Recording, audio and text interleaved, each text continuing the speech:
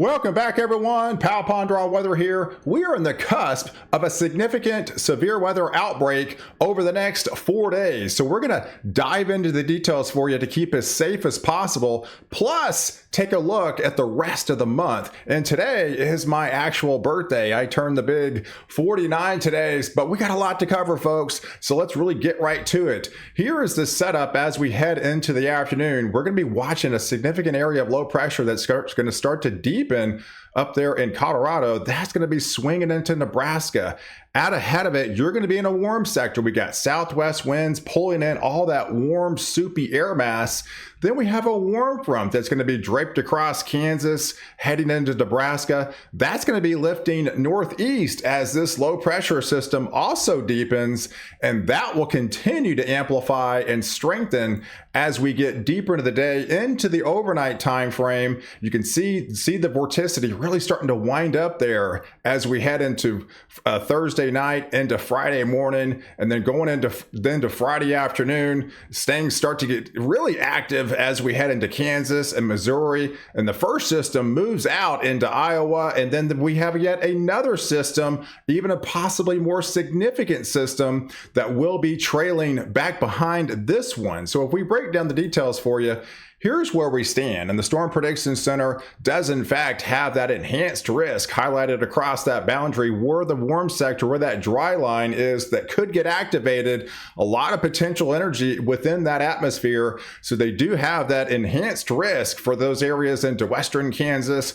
western Oklahoma, far northwest portions of Texas there. We're going to be watching a dry line start to get active as we head into the evening, into the overnight time frame, and those will be continued to shift eastbound into the overnight on Thursday, heading into Friday morning as we push into areas of Kansas, back into Oklahoma, and eventually that will swing into Missouri as we head into your Friday. So as we head into that Friday time frame, I think things get going again in the heat of the afternoon, and the main area of concern is right along that area where they do in fact have that enhanced risk. This is the greatest probability of seeing tornadoes within this sector from eastern Nebraska back into Iowa, as well as into Missouri here, further south into Kansas again, and then large hail producers and some damaging winds further south, and weaker storms as you shift into Texas, and this, of course, marginal threat as you shift further in South Texas, as well as into Illinois. So if we break down the details for you on the instability, we've got a lot of instability, folks. So here's what we have to work with. So I think things get going again. We're going to be watching a dry line. So there's the more significant dry line. This is about 4 o'clock. So I think storms are going to be overcoming the capit inversion up there into portions of Nebraska, back into Kansas. We're going to be watching this dry line here further south into the Texas Panhandle, into far west Texas. You can see the instability is really high. This is why the Storm Prediction Center does in fact have that enhanced risk for those areas into western Kansas, western Oklahoma. So if that capit inversion does break, it's not going to take much, folks, to put some towering supercell thunderstorms within that region. And as this continues to move through into the overnight hours, the instability continues to remain high within that sector of Kansas, back into Oklahoma. Kind of weakens as we head into the morning time frame, but I think it refires again as we head into Friday afternoon. That's why they do have that enhanced risk in place up here across Missouri, as well as into Kansas here and into portions of Iowa. And then those supercells will be continue to push across the east as we head into deeper into Friday night, swinging into portions of Missouri by the time we head into the overnight time frame on Friday. So we're going to delve deeper into the details, but first, a word from my sponsor. Today, we're diving deep into the topic of safeguarding our privacy in this digital whirlwind we call the modern age. That's why I'm stoked to introduce you to a game changer that changed my life, or today's video sponsor. Let's keep it real. Before war, I was drowning in those pesky robocalls and my personal information constantly on my mind. It felt like a never-ending game of cat and mouse with privacy threats, then bam, Aura steps in. Aura isn't your average identity theft protection service. Nah, It's a whole new level. The minute I hopped on board, I could finally breathe easy, knowing Aura was on the grind, keeping my family's privacy on lockdown. Every week, they send me a weekly protection summary. And you can see they actually removed one removal just last week, but they sent it out to over 15 plus different brokers. Let me tell you, one of the best things about Aura, it's super easy to use. Everything I need to keep my family's privacy safe, right at my fingertips, from customizable alerts to the rock-solid vault where my information is safely secured and tucked away. Aura's got it all, and let me tell you, the drop-in robocalls is life-changing. Jump on their 2-week free trial and watch your peace of mind skyrocket. Head over to aura.com/pal and let Aura do all the heavy lifting. Trust me, you'll thank yourself. Let's band together against those sneaky online privacy threats, securing a safely digital frontier for all of us and our loved ones. Get locked in with Aura today. Here's the overall setup right now as far as the radar depiction. So let's talk about let's put the map in motion. This is where we stand this morning. This is Thursday morning. We do have some instability. These aren't severe. The Storm Prediction Center was looking at about a 20% probability. They could issue a severe thunderstorm watch, but I'm not expecting this activity to be too cumbersome, but you could get definitely some elevated rain showers across this area, and some of these could be strong and borderline severe as they move through Nebraska, back through areas of Kansas, as well as into Oklahoma this morning. You can see a good amount of rain for those areas into Kansas. That'll swing through Missouri as we head into the noon time frame. Notice it's pretty much dry everywhere else. It's all just that instability as we head into the afternoon that will swing through Kansas, and there is that first initial stages of large-scale supercells that could ignite as we head into Thursday night time frame. We're going to be watching these supercells because some of these could be some big-time hell producers and produce a tornado or two within this sector. But we're also going to be watching the dry line across this region. And notice there's really not much activity, folks, right? So we do have a possibility, even though with all the instability in place across western Kansas and western Oklahoma, that we will maybe potentially not break that cap, and it's pretty much limited the activity across that region. But where it does, and it's been pretty consistent, looks to break the cap, is further south into Texas. And those could be some larger hail producers as we head into that midnight time frame. So going into that midnight time frame, this looks to be a pretty high-level convective complex coming in over the overnight in far northwest portions of Texas, say like the Wichita Falls region. That will swing through the areas of Lawton and eventually head through the Oklahoma City region, likely about 3, 4, 5 o'clock in the morning. But notice what's happening up here in Nebraska too, folks. They could have their own convective complex with some intense, heavier rains, and that bowing feature is also indicative of some heavier winds that will be moving across into the overnight hours with torrential rains going into Kansas and back into areas of Oklahoma City into Tulsa. Those could be some pretty significant wind producers, some possibly 70, 80 mile per hour wind producers within that area, and that will continue on. Look at the heavier rain as it moves through areas of into Iowa there, as well as into Missouri. This would be Friday morning, folks. This is Friday morning, and you got that mesoscale convective complex here continue to fishtail across Oklahoma and then portions of Kansas. Lighter amounts as you head into Friday morning,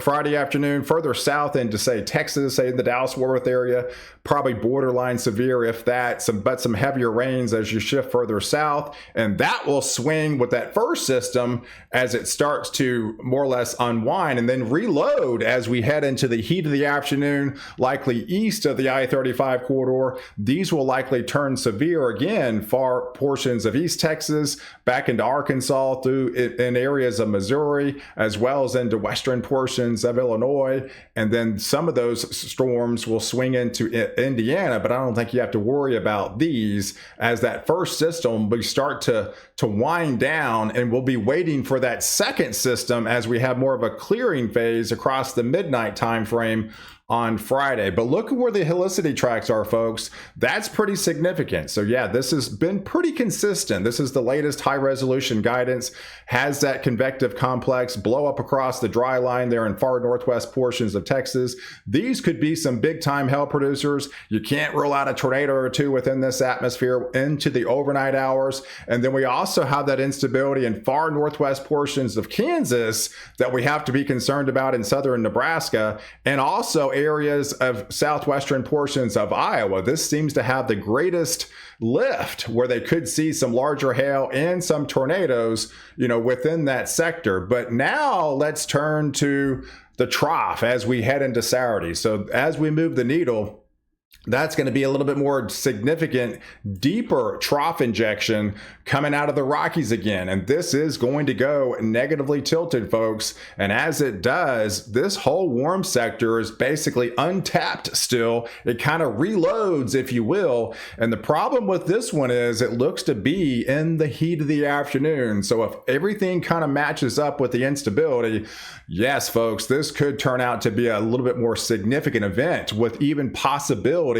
of strong to intense tornadoes. And some of those could be long track tornadoes if everything lines up the way it looks in the heat of the afternoon for those areas into Kansas, because that is a pretty deep, significant trough injection that will be coming across the plains. And that will be moving across into Saturday night, and then moving into the Illinois, Iowa region as we head into that Sunday. So if we break down the details for you and the overall setup for your Saturday, this is what it looks like even right now. And I think this would likely go moderate for those areas into Kansas, back into Oklahoma, and then further south into the Red River. Lighter instability as you move further south into Texas. But look at the swing where it swings all the way up into Iowa, into Illinois, Wisconsin, even Michigan could see some severe storms, from this activity. And then heading into Sunday, kind of the same deal, folks. This is a 4-day event. So now that second system will be reloading in the heat of the afternoon on Sunday afternoon back into likely far northwest east portions of Texas, there into Arkansas, into southeastern portions of Oklahoma, as well as into Missouri, back into Iowa. Those areas into Illinois would have to be concerned again within this warm sector. But look at the instability. This is where the instability comes into play, and this is what we have to work with as we time these trough ejections coming across from west to east.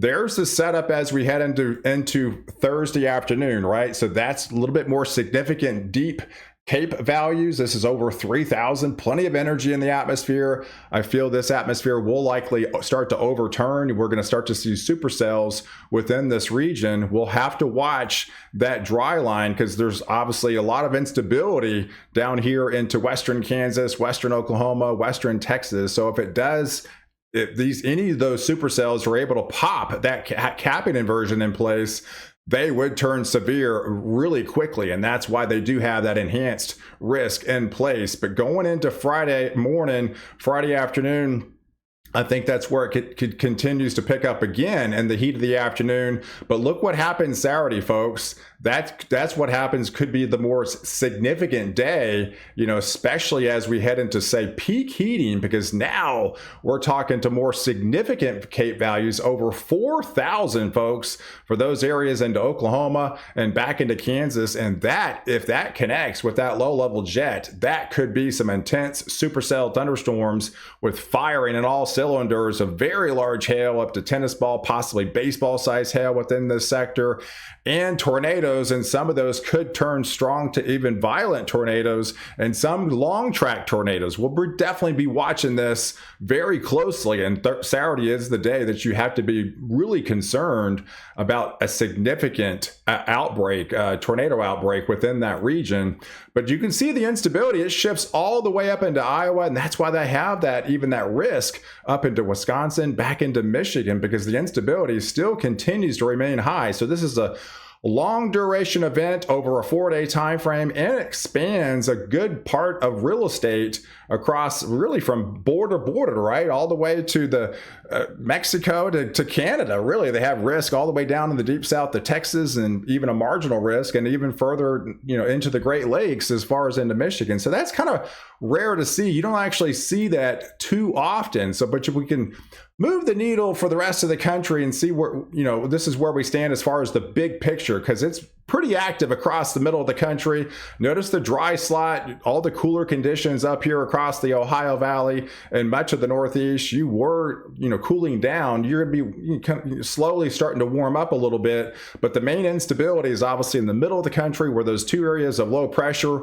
will be swinging across, and it's very active. And even, yes, that could even produce some snow in the higher elevations of the Rockies back into Utah as well, going into that second system with that deepening trough ejection coming in. But you can see all the rain amount, and then flooding is likely going to be a concern too in areas of Oklahoma and Nebraska, those areas into Kansas. We're talking some heavier torrential rains and could pick up some flash flood warnings along the way. So flooding is also a huge concern on top of the overall just heavier rains that you're going to get with this activity. So, but there's Sunday, as it reloads and as it finally starts to move out, it'll move into Illinois, back into Chicago, back into Indiana. I don't think they're actually, severe by that point, but, those areas across the Southeast will probably get back into the rain picture by then. And then that will continue to weaken as it moves across Ohio as we get into Tuesday morning, and then eventually we'll head into the Northeast. But look what happens in the middle part of the country. I mean, you can continue to remain, fairly unsettled. I mean, we would go into May during that time frame, and then it continues to remain unsettled across the middle part of the country as you warm up in a big way. So with all that lower, that warmer temperatures at night and all those higher dew points, it just puts this whole atmosphere in a more superior air mass, even as we head into that first week of May. So guys, I appreciate you guys watching. Do like this video, definitely hit the subscribe button, and catch my next update where I protect you before and after the storm.